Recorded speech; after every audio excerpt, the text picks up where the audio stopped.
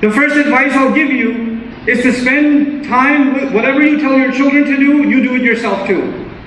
And sisters, I know your husbands put a lot of pressure on you sometimes to make the most elaborate iftar ever made in human history. But brothers, don't put pressure on the women to cook so much so they're cooking half the day of the fast, they're just cooking. They're just standing in front of the stove cooking and not doing anything else. Have a light iftar. Don't have a heavy iftar. Don't fry foods and overcook.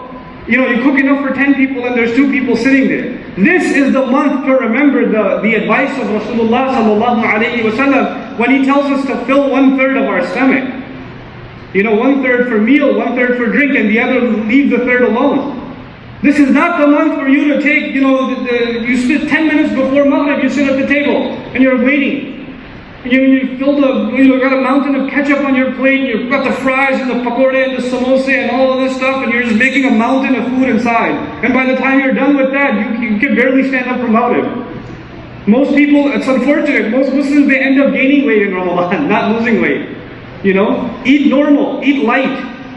Eat light so you have the energy to move around. Don't fill your stomach. That's the training. What's the point of all day of fasting? Allah is training us to be able to do without too much food and then overeat at the end of all of it. It defeats the purpose.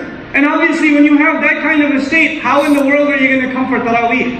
And even if you do, after 2 rak'ahs, you're going to be standing there waiting for the Imam. When is he going to go into ruku? Man, this one's going too long.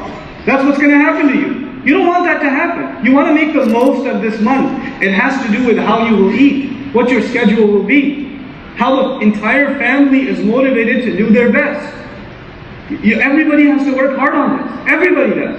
And not every family is at the same level. MashaAllah, we have a lot of kuffar in the community. A lot of people in the community that come for pretty much every prayer. They're here, and there's so many people that are not here. Not everybody's at the same level. But you know what? You have to do better this Ramadan than you did last Ramadan. Your family has to do better this Ramadan than they did last Ramadan.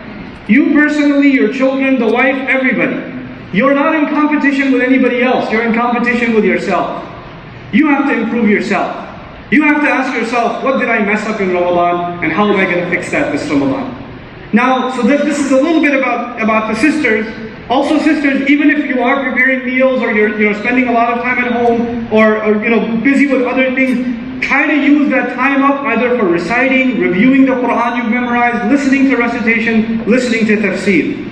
Explanations of the Quran, whether it's in Urdu, in Arabic or English, listen to it. Listen to that explanation. I also have advice for the huffaz that are in the audience. A lot of our huffaz, mashallah, the only thing they do in Ramadan is prepare for Taraweeh. Right? The only thing on the mind is I got to review because I got to lead prayer in front of 10 people, or 100 people, 1,000 people. So I just have to review my Quran. And it takes away from the khushu' of Ramadan. Have a dedicated time for review.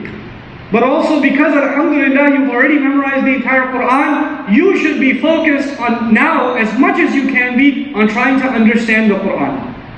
It's a tragedy when we have a generation of people that have memorized the Quran and they don't understand it. This is the month you should try, especially the huffaz. Should go out of their way to read tafsir, read or listen to tafsir, listen to explanation, and really try to internalize what it is that they're reciting. You should have a program of, every year I'm going to study 2-3 juz of tafsir. So over the next 10 years, inshallah, you've studied the entire Quran just in Ramadans. That's especially for the huffaz.